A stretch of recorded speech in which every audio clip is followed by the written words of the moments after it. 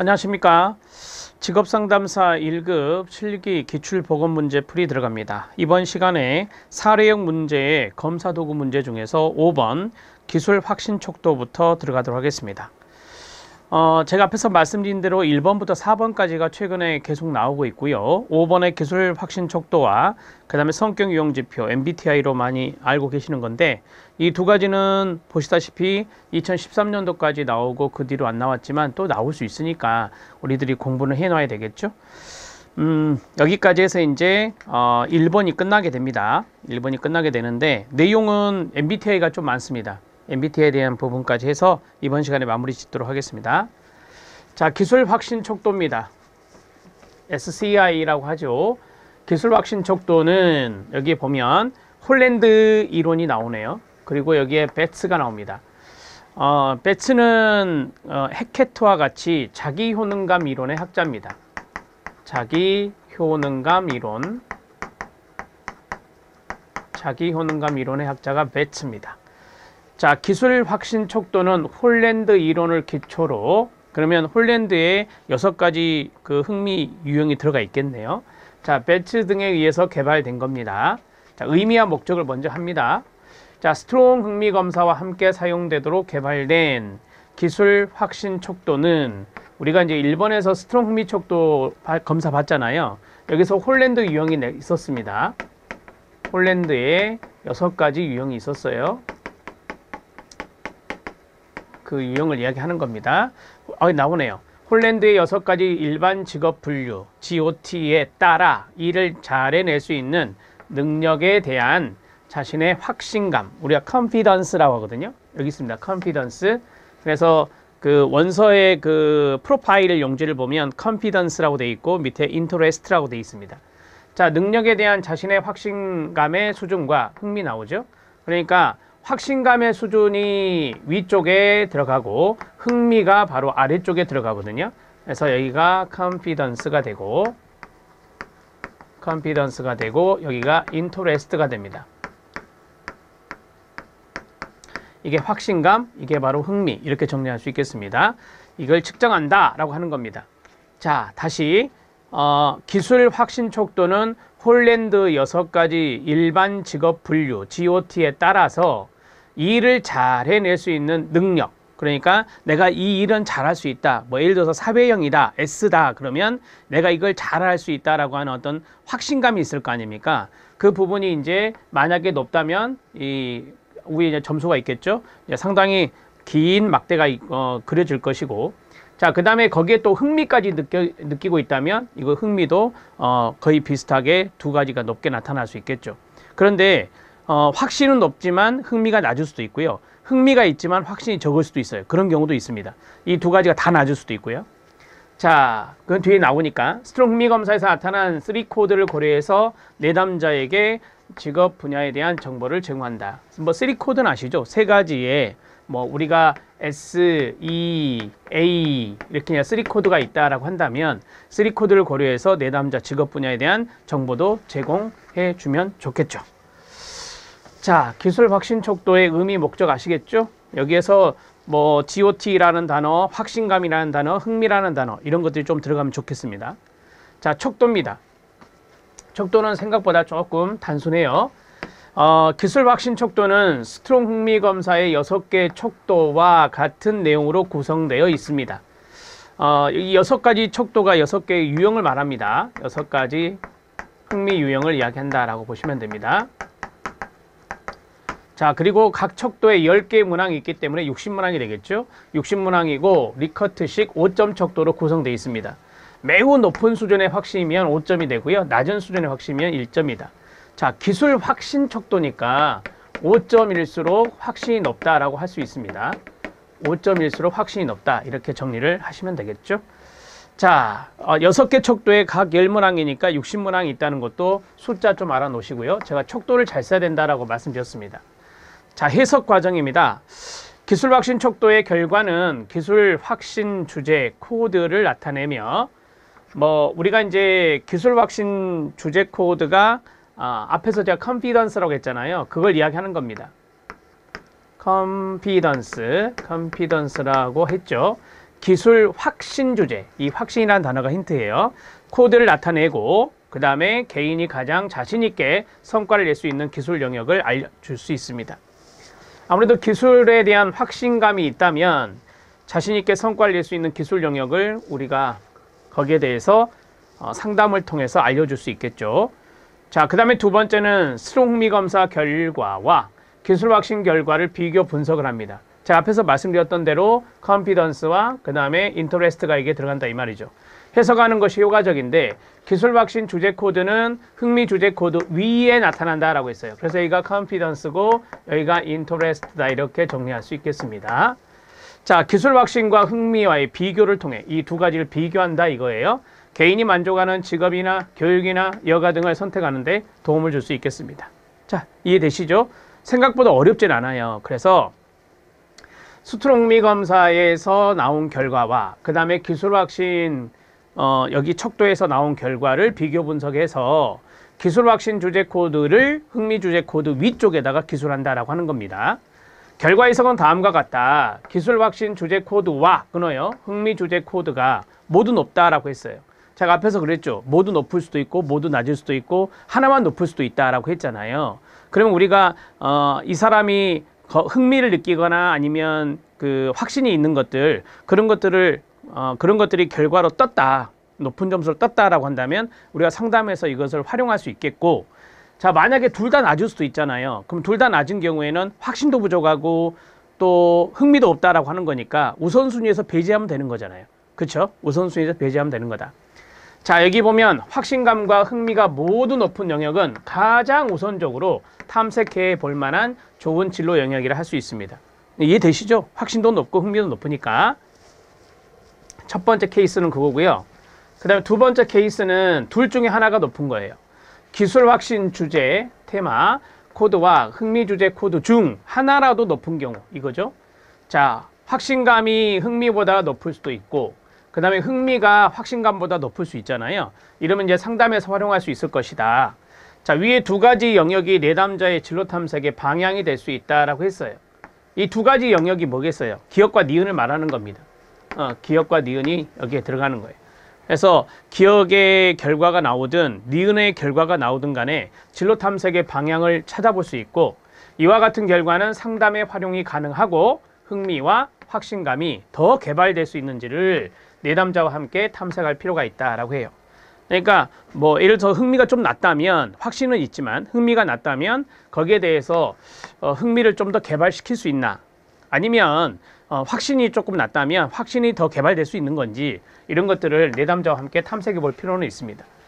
자, 디귿은 뭡니까? 보시죠. 모두 낮은 경우입니다. 기술 확신 주제와 주제 코드와 흥미 주제 코드가 모두 낮다라고 했거든요. 그럴 때는 제가 말씀드렸죠. 우선순위를 낮게 두는 영역이라고 보면 된다. 그래서 확신감과 흥미가 모두 낮게 나온 경우는 내담자가 진로 탐색 과정에서 우선순위에서 이제 배제되는 겁니다. 우선순위를 낮게 두는 영역이라고 해석을 해주면 되겠습니다. 자, 어렵지 않죠? 기술 확신 척도는 앞에 했던 것들에 비하면 좀 쉽게 여러분들이 할 수 있는 것이다. 이렇게 보시면 되겠습니다. 자, 항상 우리는 지금 어떻게 해왔냐면 1번은 의미와 목적이었고 그 다음 2번은 척도였고 세 번째는 해석 과정이었거든요. 그 프로세스를 놓치지 마세요. 특히 해석 과정에 해당되는 것들은 사례 2, 사례 3, 사례 4 계속해서 적용이 되거든요. 앞에 있는 내용들이 반복적으로 나와요. 그렇기 때문에 여러분들이 여기 있는 1번, 사례 1번을 아주 철저하게 공부해 놓으면 뒤에는 아주 쉽게 가거든요. 저도 이제 강의를 나중에는 한번 리피트하는 방향으로 갈 거예요. 뭐 깊이 있게 설명을 하지 않고 이미 앞에서 다 깊이 있게 설명해 버렸으니까. 우리가 스트롱 흥미 검사를 1시간 했잖아요. 그죠? 그 다음에 미네소타 직업가치 검사도 1시간 했잖아요. 이렇게 1시간 정도 했으면 여러분들이 나중에는 뭐 충분히 이해할 수 있을 만큼 이제 강의를 했기 때문에 그리고 성인용 진로 문제 검사 이것도 이제 우리가 앞에서 봤었고 그런 부분들이 진로 신념 검사랑 이런 부분들이 이제 뒤에 계속 나오거든요. 그래서 그 부분들은 여러분들이 앞에 공부했던 것들 잘 정리하시고 이것도 나올 거예요. 이것도 나오고 그 다음에 하는 MBTI예요. MBTI도 이제 나오긴 나오는데 그리 많이는 나오진 않더라고요. 그래서 있긴 있지만 여기에서 좀 자세하게 좀 공부하시죠. 자, MBTI 마이어브릭스의 성격 유형 지표입니다. 의미와 목적은 뭐 말 그대로입니다. 성격 유형을 알아보는 거예요. 성격 유형. 이것도 이제 한마디로 말하면 선호도를 알아보는 거거든요. 이 사람이 좀 더 내향적인지, 이 사람이 좀 더 감각형인지, 이 사람이 좀 더 판단형인지, 이렇게 강도를 나타내는 것은 아니고요. 어떤 방향을 나타낸다라고 보시면 돼요. 방향. 자, 성격 유형 지표는 마이어와 브릭스가 융의 심리 유형론을 기반으로 해서 고안한 자기보고식 성격 검사입니다. 객관적 검사예요. 자, 이 구스타브 칼 융이 바로 이제 분석 심리학자잖아요. 분석 심리 이론의 학자인데, 이분이 이제 8가지 유형을 제시했어요. 8가지 유형을 제시했어요. 이 8가지 유형 중에서 빠져 있는 게 바로 JP거든요. JP 판단형과 인식형이 제외돼 있어요. 제외돼 있다. 근데 이 두 가지가 들어갔잖아요. 그래서 8 곱하기 2 모두 2, 8에 16, 16가지 유형이 바로 MBTI 유형이다. 이렇게 보시면 돼요. 자, MBTI 유형이다. 이렇게 정리하시면 돼요. 자, 8가지 유형이 우리가 이제 이거 있잖아요. 외향형과 내향형이 있었고요. 이 외향형, 내향형에서 이제 그 TF, 그 다음에 SN이 있거든요. 그래서 TF, 그 다음에 SN, TF, SN 이렇게 돼요. 자, 그러면 여기가 4가지 유형이잖아요.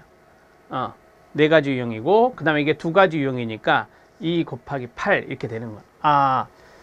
여기가 2가지 유형이고, 뭐 조금 더 써드리면 TF하고 SN은요, 이 TF는 합리적인 것이고요. 그 다음에 SN은 비합리적이다 이렇게 말을 해요. 비합리적인 요소다 이렇게 말을 해요. 그러면 합리적인 요소에 2개가 있고, 그 다음에 여기에 비합리적 요소에 2개가 있잖아요. 그쵸? 그래서 2, 4, 8이 되는 거예요. 8가지 유형이라고 제가 말씀드렸잖아. 거기에다가 이제 JP가 들어가게 되면 마이어브릭스의 이제 16가지 유형이 된다. 이렇게 보시면 됩니다. 뭐 이건 참고하시라고 제가 이게 나와서 말씀을 드린 거고요. MBTI는 선천적인 성격 경향, 성격 유형을 알아보는 거다라고 보시면 돼요. 그렇죠. 제가 말씀드린 대로 성격의 경향이에요. 어떤 경향을 보이는지. MBTI 목적은 각자, 자, 목적 들어갑니다, 지금. 자, 목적은 각자가 인정하는 반응에 대한 자기 보고를 통해서 각자의 일상생활 생활하고 있는 인식과 판단 과정에 나타나는 사람들의 근본적인 선호성을 나타낸다. 우리가 이제 뒤에서 이거 할 거예요. 주기능이라고 하는 것을 할 거거든요. 거기에 이제 인식 기능이 있고요. 인식 기능이 있고, 그 다음에 판단 기능이 있어요. 인식 기능이 있고, 판단 기능이 있는데, 자, 여기가 바로 인식 기능이에요. SN이 인식 기능이고, TF가 판단 기능이거든요. 자, 여기 인식 기능이 바로 SN이고, 그 다음에 판단 기능이 TF다. 이렇게 보시면 돼요. 자, 여기서 보면 각자가 일상생활에 사용하고 있는 인식과 판단 과정에 나타나는 사람들의 근본적인 선호성을 알아본다. 이 근본적인 선호성이 바로 이제 주기능, 부기능 이렇게 뒤에 나올 겁니다. 주기능에 해당되는 것들이 여기에 이제 포함되는 것이에요. 각자 선호성이 개별적으로 복합적으로 어떻게 작용되는지의 결과를 예측해서 실생활에서 도움을 얻으려는 것이다. 이게 이제 MBTI의 목적이다라고 하는 거예요. 뭐 MBTI는 그 사람의 성격의 경향을 알아보는 것이다라고 보시면 돼요. 자, 그런데 이제 성격의 경향 안에 인식 기능하고 판단 기능이 있다는 거죠. 그러한 것들이 이제 우리가 근본적으로 사용하는 선호성이에요. 그러한 것들이 이제 주기능에 해당되는 것들이 있거든요. 그 부분은 뒤에서 말씀드린다 했었고, 그 다음에 이제 이러한 선호성이 개별적으로 복합적으로 어떻게 작용하는지, 성격의 어떤 선호성이 있는데, 성격의 경향이 있는데, 이것이 개별적으로 어떻게 작용하는지 또는 복합적으로는 어떻게 작용하는지 그 결과들을 알아보는 거죠. 그래서 실생활에 도움을 얻으려고 하는 것이 바로 성격 유형 지표다. 이렇게 보시면 됩니다. 자, 의미와 목적은 이 정도 보시면 되고요. 이렇게 길게 쓰실 필요는 없어요. 여러분 많이 시험에 나오면 여기에서 한 절반 정도만 여러분들이 간략하게 약수를 하시면 됩니다. 자, 척도가 있는데요. 이 척도 부분에서 좀 여러분들이 이제 기억해야 될 부분이 좀 있기 때문에 말씀을 드리도록 하겠습니다. 척도가 지금 상당히 많죠. 여러분 교재에 보시면 도표까지 막 들어있는데 이 척도의 내용도 여러분들이 좀 줄여서 쓰시면 됩니다. 여기 보면 MBTI 폼 G가 있습니다. 한마디로 말하면 G 유형이라 합니다. 뭐 M 유형도 있고 Q 유형도 있고 그러는데 가장 많이 쓰는 게 M 유형이라고 그래요. 보편적으로 사용하는 것이 M 유형이거든요. 폼 M M 유형이라 쓸게 그냥. 자, 보편 사용하는 것이 M 유형인데 지금 여기 G 유형은 95문항인데 이거는 이제 93문항이거든요. 93문항 이렇게 돼요. 보통 이제 M 유형은 우리가 여기 뒤에서 나오지만 서로 이제 대비돼요. E, I, S, N, T, F, J, P 해서 서로 이제 두 가지의 어떤 질문 유형을 던져서 어떤 것을 선호하는지 골라내는 거예요. 그러한 것들은 이제 M 유형으로 되어 있는데 참고하시면 돼요. 자, MBTI 폼 G는 95문항으로 되어 있다. 검사 결과는 각 개인이 선호하는 4가지 선호 지표로 표시된다. 이 4가지 선호 지표가 EI, SN, TF, JP 이렇게 되는 겁니다. 이를 통해서 자신과 타인에 대한 깊이 있는 이해를 할 수 있다라고 했어요. 뭐 이 타인이 들어간 이유는 뭐냐면 우리가 이제 외부 세계, 타인 이런 것들이 있거든요. 그러면 이건 외양령이 돼요. 자기 내면, 그러면 이건 내양령이 되거든요. 그래서 자신 및 타인에 대한 깊이 있는 이해를 할 수 있는 것이 바로 이제 성격 유형 지표 MBTI다 이렇게 보시면 됩니다. MBTI는 4가지 척도로 성격을 표시한다. 그래서 각각 2가지 반대되는 성격으로 이루어져 있다. 이렇게 보시면 됩니다. 자, 4가지 척도로 성격을 표시한다 그랬죠. 뭐 제 이야기를 하나 하면 저는 ESTJ를 받았던 것 같아요. 그러면 ESTJ가 있잖아요. 그럼 여기가 I가 될 수도 있잖아요. 그쵸? ISTJ도 있을 수 있잖아요. 4가지의 척도로 이게 성격 유형이 나타나게 되는데 거기에 각각의 척도는 2가지 반대되는 성격으로 이루어져 있어요. EI, 그 다음에 여기가 또 뭐가 될 수 있죠? N이 될 수도 있고 여기가 F가 될 수도 있고 P가 될 수도 있잖아요. 그래서 4 곱하기 4, 4, 4, 16, 16가지 유형 이렇게도 설명할 수 있어요. 이렇게 정리하시면 됩니다. 4가지 척도로 성격을 하는데 거기에 2가지 반대되는 성격이 있기 때문에 4, 4, 16으로 정리하시면 돼요. 도표 보시면 이해되실 겁니다. 자, 마이어브릭스 성격 유형 지표 4가지 차원의 선호입니다. 이걸 꼭 쓰셔야 돼요. 이게 이제 중요한 거죠.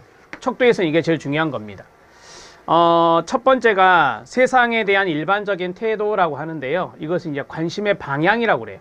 관심의 방향. 뭐 선호하는 세계라고도 하는데 뭐 여러분들이 쉽게 내가 생각나는 거 그걸 쓰셔도 돼요. 뭐 이걸 쓰셔도 되고 세상에 대한 일반적인 태도를 써도 되고 그 다음에 관심의 방향 이걸 쓰셔도 되고요. 첫 번째는 외양령이고 내양령이 나왔어요. EI 이렇게 정리하면 되는데 사람과 사건들에 대한 외부 세계에 관심이 있다. 타인에게 관심이 있어요. 어떠한 사건에 관심이 있어요. 그러면 외양령이에요. 관념이라든지 생각이죠. 내적 반응과 같은 내부 세계에 관심이 있다라고 하면 내양령이 된다. 이렇게 보시면 됩니다. 자, 그 다음에 여기 인식 형태가 나왔잖아요. 이게 인식이라는 단어가 이제 앞에서 제가 주기능에 해당될 수 있는 것이다. 이렇게 말씀을 드렸어요. 그래서 지각적 정보 수집적 과정이다. 인식 수준이라고 하거든요. 이 인식 수준은 SN이 있어요. SN이 있는데 자, 감각형 오감이 중요하죠. 오감각 아시죠? 오감각. 그래서 감각이라 합니다. 정보를 오감을 통해 수집하고 사실과 자료에 초점을 맞추는 것이 바로 이제 감각형이라고 합니다. 직관형은 직관, 육감이 중요하죠. 육감.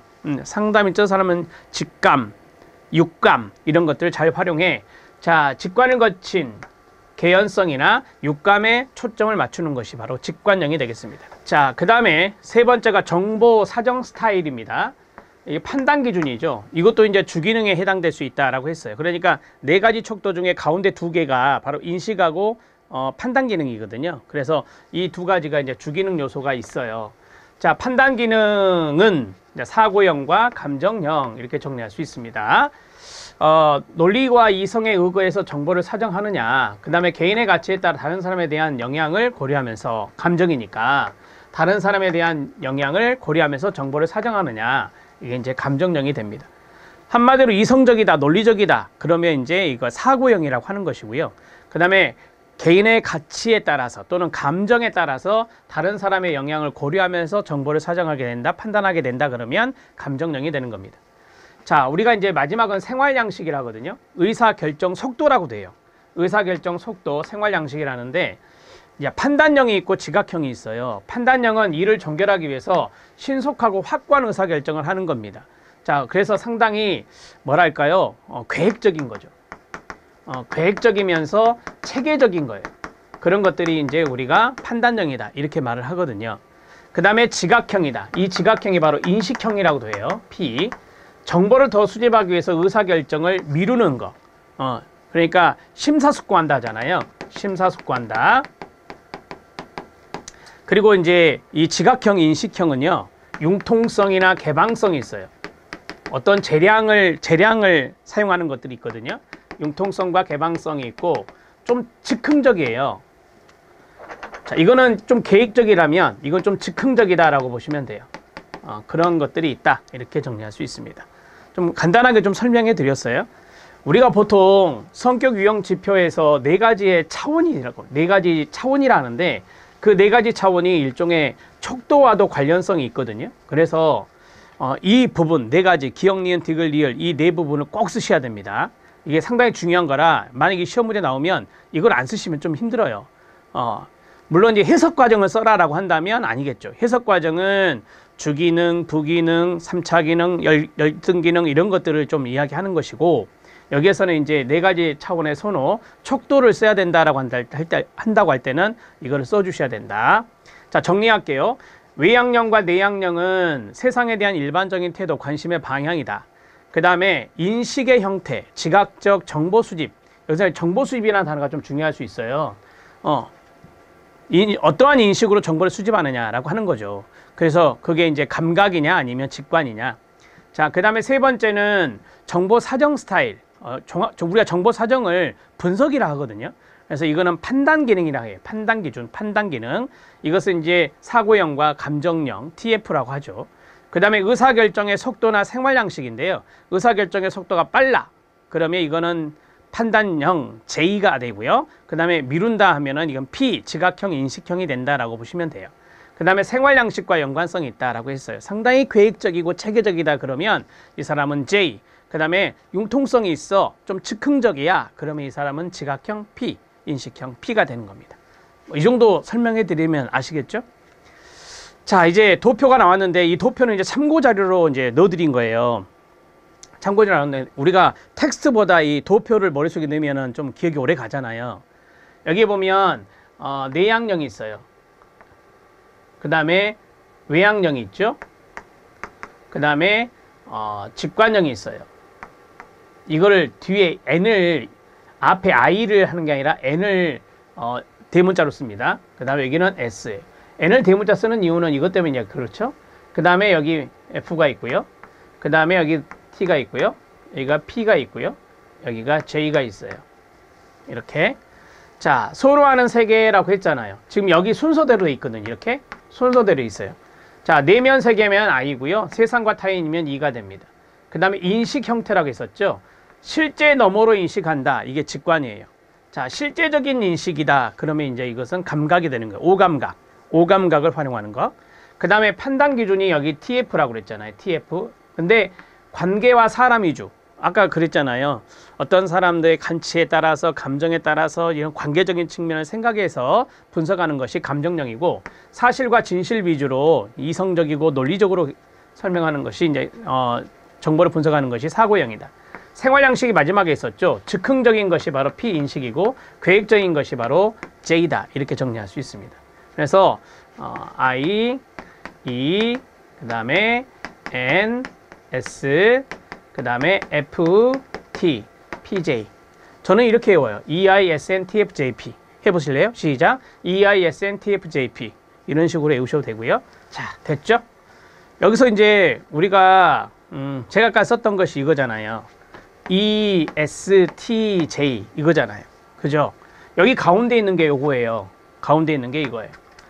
요 두 가지가 보통 이제 기능이라고 하거든요. 그래서 이제 여기 안에서 뭐 주기능이 나올 수도 있고 부기능이 나올 수도 있어요. 주기능의 반대가 부기능이에요. 주기능의 반대가 열등기능이고요. 주기능을 보완하는 게 있어요. 주기능을 보완하는 것이 바로 이제 부기능이다. 이렇게 말합니다. 해석 과정에 이제 그게 나옵니다. 해석 과정에 오탈자가 좀 있어요. 그건 제가 말씀을 좀 드리면서 할게요. 이제까지 우리가 뭘 했죠? 그렇죠. 네 가지의 지표, 네 가지의 선호에 대해서 했어요. 이것은 우리가 이제 척도로 구성되어 있는 거잖아요. 그래서 척도 구성되어 있는 그 부분을 쓸 때는 그걸 꼭 쓰셔라. 자, 해석 과정의 별표. 자, 해석 과정의 별표 치는 이유는요. 나중에 이제 그 사례가 나오면 해석 과정을 쓰라 하거든요. 그러면 해석 과정을 쓸 때 우리가 뭐 어느 정도 이렇게 점수를 주든지 아니면 어떻게 해석 과정을 하느냐, 뭐 점수 줘서 하는 것은 이제까지 없었던 것 같고, MBTI에 사례를 주고, 사례가 아니라 MBTI라는 그 검사의 명칭을 주고 해석 과정을 써라라고 하는 거예요. 그러니까 우리가 이제 특성 요인 상담 이론 같은 경우는 이 진단을 상당히 중요하게 생각하잖아요. 그래서 대부분 나오는 게 뭐냐면 스트롱 흥미 검사, 그 다음에 앞에서 했던 거 미네소타 직업가치 검사나 미네소타 중요성 질문지, MIQ. 자, 그거 쓰고, 그 다음에 성인용 진로 문제, 그 다음에 이제 하나 진로 신념 검사. 요 네 가지가 해석 과정을 써라라고 하는 것들이 나오더라고요. 그래서 1, 2, 3, 4 우리 앞에서 봤던 거 그 내용들인데, 뭐 이것도 나오면 해석 과정이 나올 수 있어서 제가 별표를 쳤습니다. MBTI 점수는 특정 선호성의 방향을 보여주는 거다. 제가 앞에서 말씀드렸잖아요. 어떤 선호성의 방향을 나타내는 거다라고 했어요. 강도가 아니에요. 강도가 아니고 이것이 선호성의 강도를 보여주려는 것은 아니다. 뒤에 나오네요. 선호성의 방향을 나타내는 거지 강도는 아니다. MBTI 점수를 해석할 때 가장 빈번히 일어나는 오류가 선호성의 강도가 우수함을 의미한다고 생각하는 거다. 이건 잘못된 거다라고 하는 거예요. 그렇게 하는 것이 아니다. 다시 말해서 N47, 그러니까 N은 뭐죠? 직관형이잖아요. 47 점수는 좀 높은 거예요. 41점 이상이 높다라고 하거든요. 자, 이러면 N19 점수, 19점수를 받는 사람보다 직관 나왔죠? 직관을 더 잘 사용한다고 생각하는 것은 옳지 않다라고 했어요. 그러니까 강도의 문제가 아니라 여기 보면 높은 선호도는 어느 것을 선택해야 할 때 자신이 무엇을 선호하는지에 대해 응답자가 더욱 분명하게 알고 있다는 것을 의미한다라고 했어요. 그러니까 자기가 어떠한 것을 선호한다라고 하는 거죠. 선호한다는 의미지 이 점수가 높다고 해서 점수가 낮은 사람보다 직관을 더 사용한다라고 생각하는 게 아니다. 이거는 이제 강도로 본 거잖아요. 강도로 본 거예요. 더 잘 사용한다라고 하는 것은 강도의 의미예요. 강도가 아니고 무엇을 선호한지에 대해서 이제 응답자가 안다라고 하는 거죠. 내가 직관이라는 것을 좀 더 선호하구나. 이렇게 해석하는 게 맞지. 뭐 점수가 높고 낮음을 비교할 때 이것을 더 잘 사용한다라고 하는 강도적인 측면으로 해석하는 것은 오류다. 이런 이야기를 하고 있습니다. 자, 여러분 이거를 다 쓸 필요 있을까요? 아니요. 다 쓸 필요 없이 지금 여기에 해당되는 것만 쓰시면 돼요. 선호성의 방향을 보여주는 거다. MBTI 점수는 선호성의 강도를 보여주는 것은 아니다 하고 여기는 그냥 부연이에요. 부연, 이해를 돕기 위한 부연이니까. 자, 두 번째. 여기가 오류가 있어요. 여기가 4예요. 4로 고쳐주세요.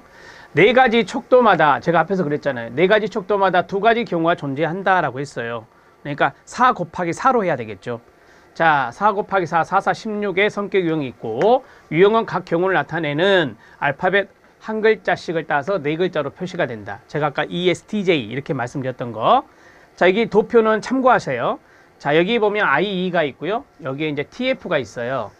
TF가 있고, 여기에 이제 SN이 들어가 있고, 여기에 JP가 들어가 있거든요. 그러면 하나, 둘, 셋, 네 개가 여기 들어가 있죠. 하나, 둘, 셋, 네 개가 여기 들어가 있죠. 이런 식으로 이제 들어가 있는 거예요. 그래서 뭐 쉽게 말씀드리면 여기도 네 개고 여기도 네 개잖아요. 네 개잖아요. 하나, 둘, 셋, 넷. 하나, 둘, 셋, 넷. 그래서 4, 4, 16 여기 안에가 바로 16개가 있는 겁니다.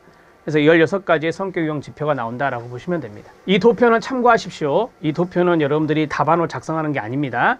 요것을 작성하는 거예요. 여기에 오류가 있었다고 말씀드렸어요. 다시 말씀드립니다. 4 곱하기 4는 16이다. 이렇게 써놓으시면 됩니다. 자, 이제 이걸 보는데 각 유형별 주기능, 부기능, 3차 기능, 열등 기능의 해석이다 라고 했어요. 자, 네 가지를 알아볼 수 있는 거예요. 하나, 둘, 셋, 네 가지를 알아볼 수 있는 건데 지금 여기 밑에 있는 것들이 여러분들 이제 쭉 제가 써놨는데요. 그 실력 따지기 내용 있잖아요. 실력 따지기 내용은 참고하세요. 실력 따지기 박스는 참고하시고 제가 조금 더 이게 좀 어렵게 써져 있는 느낌이 있어서 제가 좀 더 쉽게 단계적으로 설명을 좀 해드리려고 해요. 그것을 여러분들 사례 아래 보면 공간이 좀 있거든요. 그 공간에다가 써놓으시면 돼요. 그리고 이제 이 수업을 마치면 될 것 같은데, 자, 주기능이 있어요.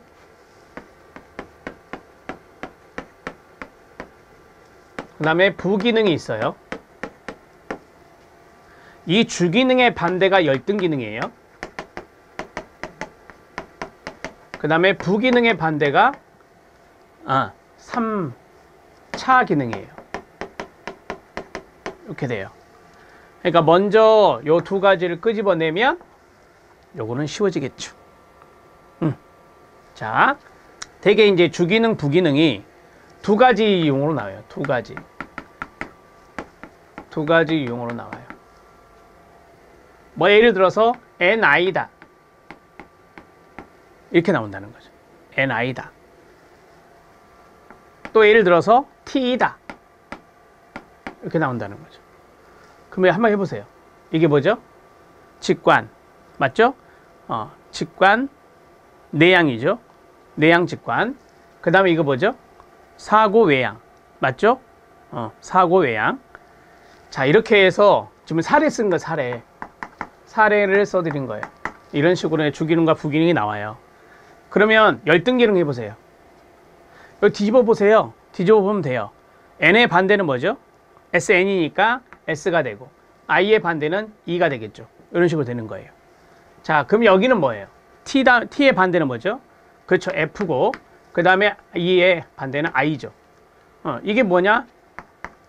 이게 열등기능. 이게 뭐냐? 3차 기능. 이제 이런 식으로 정리할 수 있는 겁니다. 그래서 주기능과 부기능 이 두 가지를 아는 게 좀 중요하다 이렇게 말씀을 드릴 수 있고요. 주기능 가운데 두 개의 선호도 아까 제가 말씀드렸죠. 무슨 기능과 무슨 기능? 인식 기능과 판단 기능. SA는 인식 기능. 그 다음에 TF는 판단 기능이에요. 이걸 MBTI 용어로 기능이라고 해요. 기능. 그래서 보시면 N하고 T가 있잖아요. 이게 이제 기능에 들어가 있어요. 주기능이 됐든 부기능이 됐든 간에. 각각의 유형에 있어서 이러한 네 가지 기능 중 하나가 우세하거나 가장 선호하는 것이 되는데 이 기능을 주기능이라고 한다라고 했어요. 그러니까 쉽게 말하면 그런 성향을 보인다라고 하는 거죠. 그런 성향을 보이고 그런 것을 선호한다라고 하는 거죠. 근데 가장 선호하는 거예요. 그게 바로 주기능이에요. 사람들은 자신이 좋아하는 세계에서 주기능을 가장 잘 이용할 수 있겠죠. 가장 잘 주기능을 선호한다. 주기능을 선호한다. 이렇게 이제 이야기하시면 돼요. 자, 그 다음에 이제 두 번째 부기능 볼게요.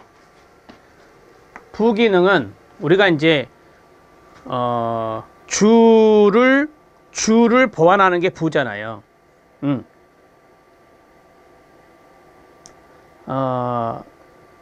주관자가 있으면 그 주관자를 도와주는 게 옆에서 도와주는 게 바로 부주관자. 판장 있으면 부반장. 뭐 이렇게 생각하셔도 될 것 같고, 유형 코드에서 또 다른 기능을 부기능이라는데 부기능은 주기능을 도와주고 지지하는 역할을 한다 말씀드렸죠.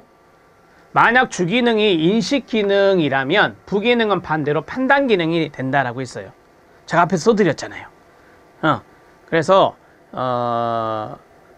주기능 하나가 S나 N에 있으면요, 그럼 부기능은 판단기능의 T나 F가 된다라고 하는 거예요.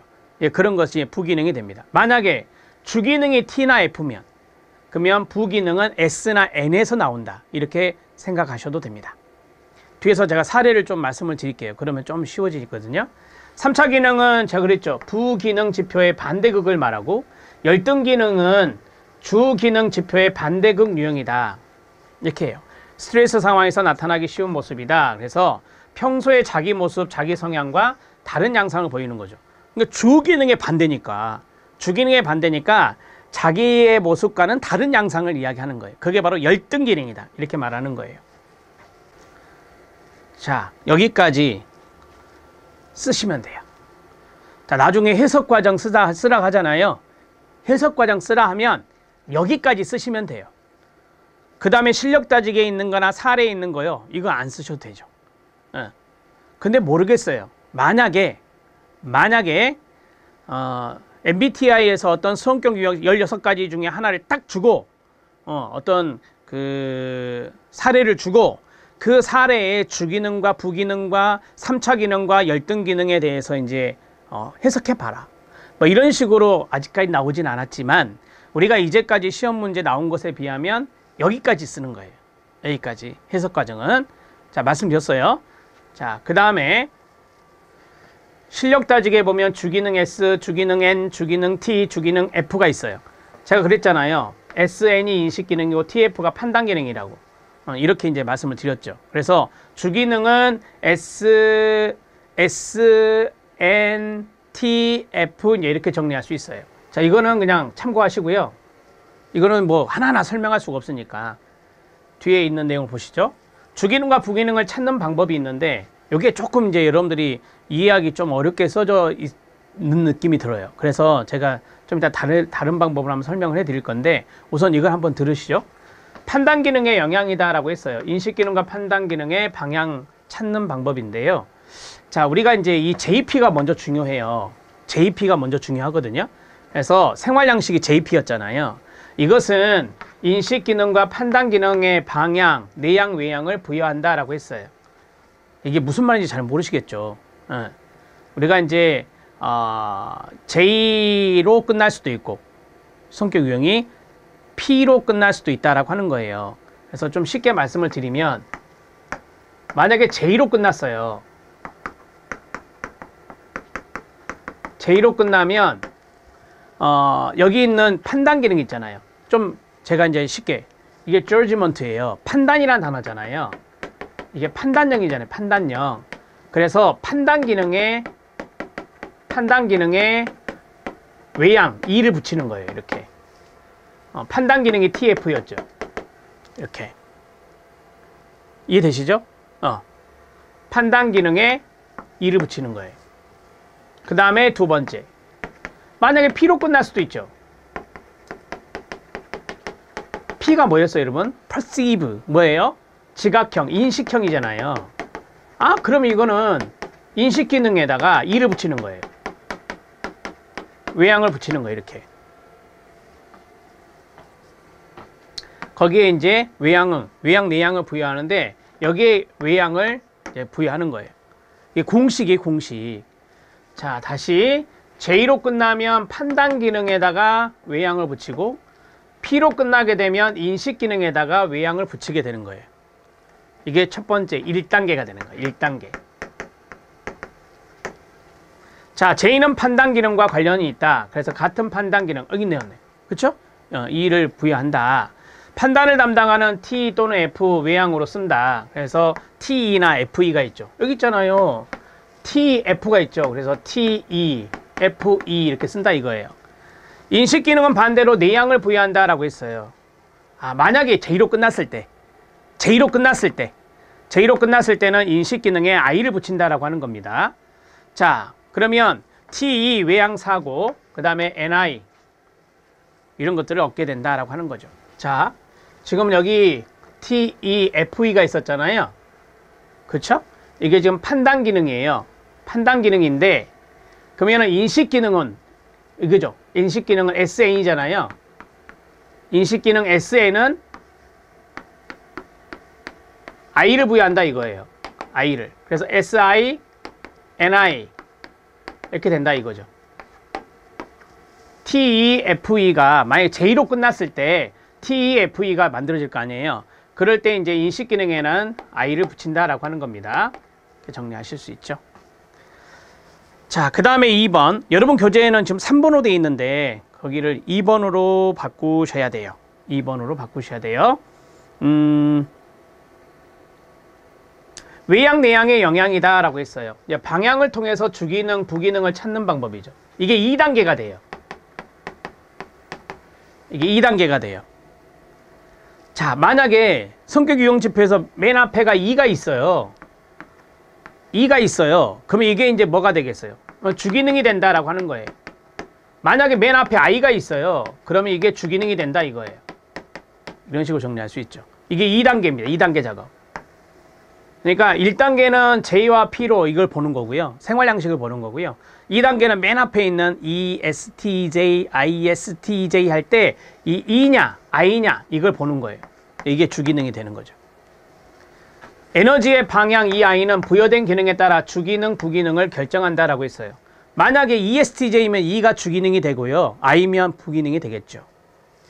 이 외양령의 에너지 방향이네요. 판단 기능 뒤에 E가 붙어 TE가 주기능이 되겠죠. 왜? 외양령이니까. 그 다음에 인식 기능 뒤에 I가 붙는 NI가 뭐가 되겠어요? 부기능이 된다라고 하는 겁니다. 여기서 설명해 드렸잖아요.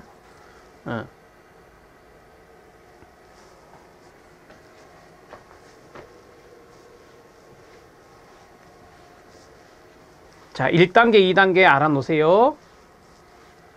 나중에 사례 이야기할 때 도움이 됩니다.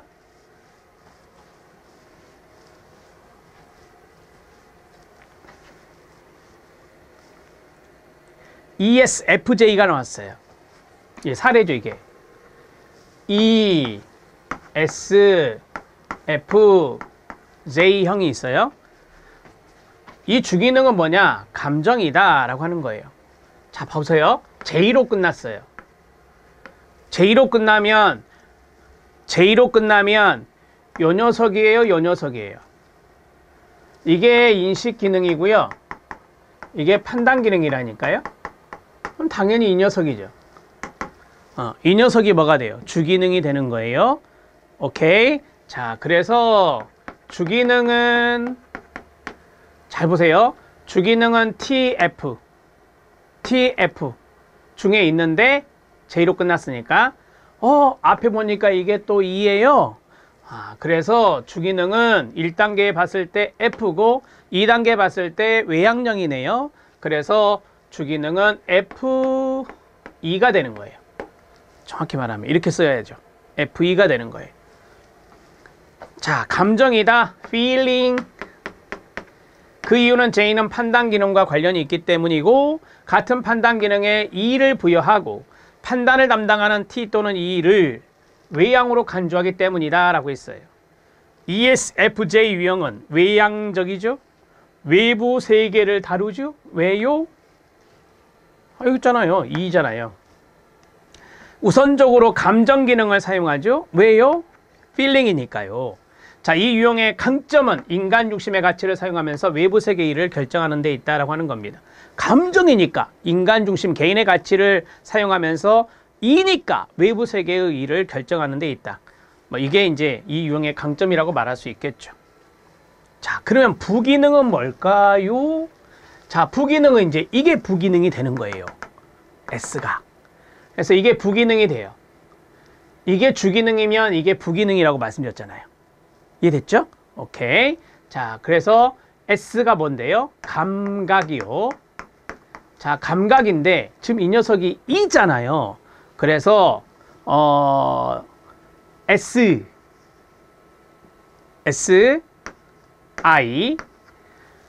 SI가 바로 부기능이 된다. 이렇게 정리할 수 있겠습니다. 자, 부기능 감각이다. 그 이유는 판단 기능의 반대인 인식 기능은 S 또는 N이 되기 때문이다. 근데 S가 있잖아요. S가 있기 때문에 감각형이 부기능이 된다. 자, 여기가 E니까 여기 I가 들어온 거 아시겠죠? 이는 외부 세계의 일을 결정할 수 있도록 구체적인 사실을 제공한다라고 했어요. 보조 역할을 한다 그랬잖아요. 이 S가 감각형이니까 사실과 자료로 처리한다고 그랬잖아요. 앞에서. 그래서 구체적 사실을 제공한다. 우리가 외부적인 결정을 할 때 구체적인 사실을 제공받아서 결정하는 거구나. 부기능은 주기능을 떠받쳐 주는 거니까 이렇게 정리할 수 있습니다. 자, 세 번째 3차 기능은 직관이다 라고 했어요. 이 부기능의 반대가 3차 기능이잖아요. 그러면 S의 반대가 N이고요. 그 다음에 I의 반대가 E잖아요. 그쵸? 그래서 이 녀석이 이제 3차 기능이 되는 거예요. 이 녀석이 3차 기능이 되는 거예요. 그 이유는 부기능의 감각의 반대가 직관이기 때문이다 그랬어요. N이 직관이잖아요. 열등 기능은 어떻게 돼요? 그러면 이게 주기능이 이거였잖아요. 주기능이 이거면 열등 기능은 뭐가 돼요? 자, T가 있겠죠. 반대 T가 있고 이 반대가 I잖아요. 이게 이제 열등 기능이 되는 거예요. 정말 이 사람한테 있지 않는 모습들이 이거다. 이렇게 정리할 수 있습니다. 열등 기능은 사고다. 그 이유가 주기능인 F의 반대가 T이기 때문이죠. TF. 이 유형의 주기능인 감정의 주관적인 가치를 판단의 바탕으로 삼는 거죠. 그러니까 제가 앞에서 말씀드렸죠. 이 감정이라고 하는 것은 개인적인 가치, 어떤 사람의 가치 이런 걸 중요하게 생각한다 그랬잖아요. 그래서 결정 상황에서 객관성 논리를 사용하는데 어려움이 있다는 것을 시사한다. 그러니까 어떤 것을 객관적으로 생각하고 논리적으로 생각하는 걸 정말 힘들어하는 사람. 그런 사람이 바로 이 사람이다. 이렇게 말할 수 있겠습니다. 자, 여기까지 끝났는데요. 끝났잖아요. 자, 밑에 공간에 여러분들이 하나 연습을 해보게요. 제가 앞에서 사례 하나 드리겠습니다. 이렇게 말씀드렸고요.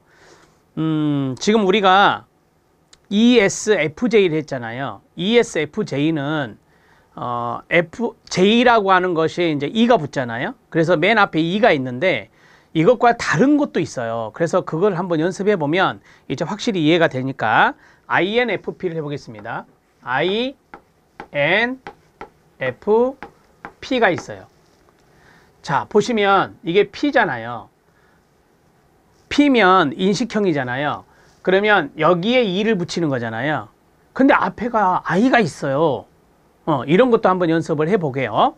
자, 그러면 앞에 순서대로 한번 해보겠습니다. 잘 따라오셔야 돼요. 약간 헷갈릴 수 있으니까. 자, 먼저 뭘 보라겠죠? 생활 양식을 보라 그랬어요.